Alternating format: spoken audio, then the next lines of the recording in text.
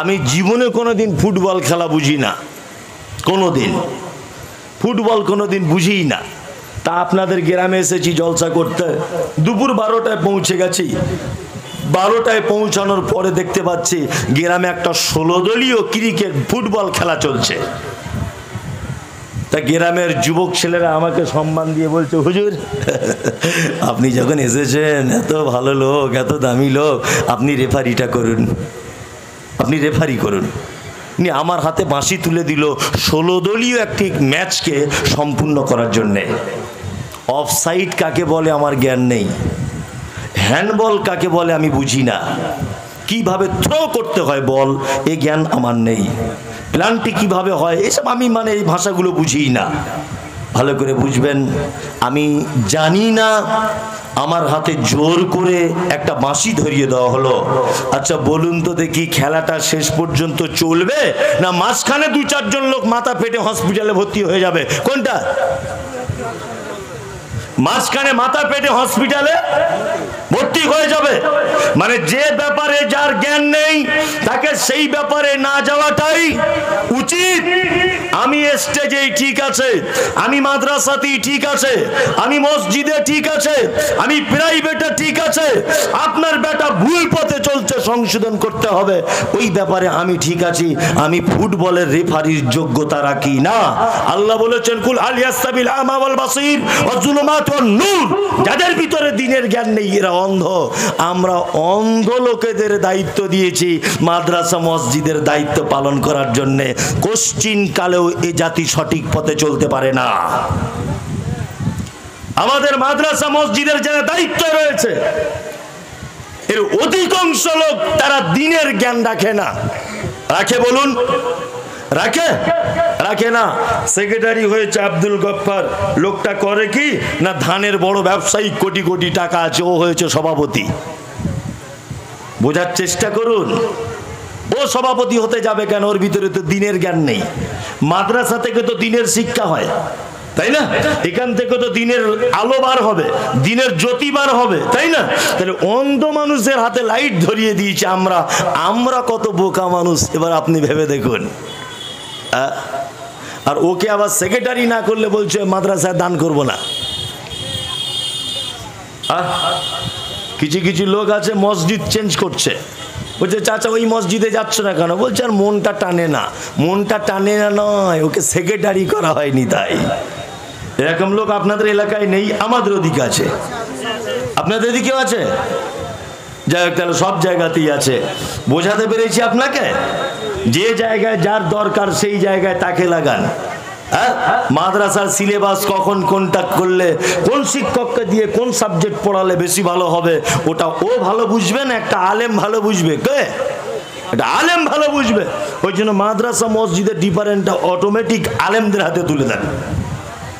সভাপতি যদি হয় গ্রামের একজন আলেম হোক, সেক্রেটারি যদি হয় গ্রামের একটা আলেম হোক, কমিটিতে যদি কেউ থাকে গ্রামের একটা আলেম হোক।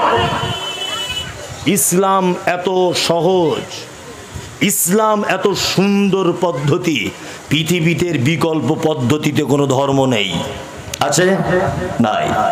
কোরআন এবং হাদিসে এক জায়গাতেও আপনি এই কথা দেখাতে পারবেন না যে মসজিদে ইমামতি করতে গেলে বয়স 18 বছরের উপরে হতে হবে, ইমামতি করতে গেলে বড় বড় দাড়ি থাকতে হবে, ইমামতি করতে গেলে বড় পাঞ্জাবি লাগবে, ইমামতি করতে গেলে দেখতে ফর্সা হতে হবে, ইমামতি করতে গেলে ধনী লোকের বেটা হতে হবে।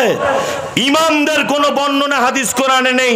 তবে এইটা বলা যেতে পারে, আল্লাহ নবী বলেছেন তোমাদের ভিতরে সব থেকে সুন্দর যে কোরআন বেশি মুখস্থ রাখে সেই ইমামতিতে করবে। তাতেও যদি এক হয়ে যায়, যে বয়সের বড় সেই ইমামতি করবে। তাতেও যদি এক হয়ে যায়, যার কোরআন বেশি শুদ্ধ বেশি মুখস্থ সে করবে, যার পরেশগারিতা বেশি সে করবে। এইরকম বর্ণনা দেওয়া হয়েছে, কিন্তু ইমামের দেহের বর্ণনা দেওয়া হয়নি। ও কোন ফ্যামিলির ছেলে হবে এটা ইসলাম বলেনি, কিন্তু ইসলাম এ কথা বলেছে। মসজিদের ইমামের ব্যাপারে না বললেও ইসলাম এ কথা বলেছে কমিটিতে থাকতে গেলে কেমন হতে হবে তাকে। দেখুন কত কঠিন জায়গা। কমিটি যে থাকবে তাকে কেমন হতে হবে এর বর্ণনা দিয়েছে ইসলাম, ইমামের বর্ণনা দেয়নি। তার মানে আল্লাহ এটা জানে যে কমিটি যদি ভালো হয়ে যায় ইমাম এমনিতেই ভালো হয়ে যাবে। কি বলছি বুঝতে পারছেন না? যাকে তাকে ধরে দায়িত্ব দিয়ে দিয়েন না, এতে কল্যাণ হবে না। যদিও এই গ্রামের মাদ্রাসা মসজিদের কমিটিতে যদি কোনো মানুষ থাকেন, আল্লাহর কসম বলছে আপনাকে আমি চিনি না ভাই, আমার উপরে আপনি রাগ করিয়েন না। আমি অতীব বাস্তব কথা বলেছি কোরআনের আয়াত দিয়ে। এতে আপনার যদি কিছু হয় আমারও কিছু করার নেই। এতক্ষণ পর্যন্ত শিক্ষার ব্যাপারে অনেক কথা বললাম। এইবার আপনাকে আমি পৃথিবীর একটা দামি মানুষের কথা আপনাদের সামনে উপস্থাপন করছি ইনশাল্লাহ। মনোযোগ দিয়ে শুনুন। আপনার ছেলেকে আপনি শিক্ষায় শিক্ষিত করবেন, সর্বপ্রথম আপনার বেটাকে কোন শিক্ষা দেবেন? আপনার বেটা ভিতরে ভিতরে বেঈমান হয়ে গেছে, এটা আপনি জানেন তো? জানা নেই আপনার। ওই জন্য আমি এর আগে 10 বছর থেকে বলে আসছি কথা, যখন সোশ্যাল মিডিয়া ছিল না, যে আপনার ছেলেকে যদি আপনি জেনারেল স্কুলে ভর্তি করেন আলহামদুলিল্লাহ করুন, তবে জেনারেলে ভর্তি করার আগে আপনাকে দ্বীনের জ্ঞান থাকতে হবে। তাছাড়া আপনার বেটা ভিতরে ভিতরে দেখবেন বেঈমান হয়ে গেছে। কারণ স্কুলে বলা হচ্ছে কি যে না ওর নাম যিশু, ওর নাম কি যিশু। কোরআন বলছে ওর নাম ঈসা আলাইহিস সালাম।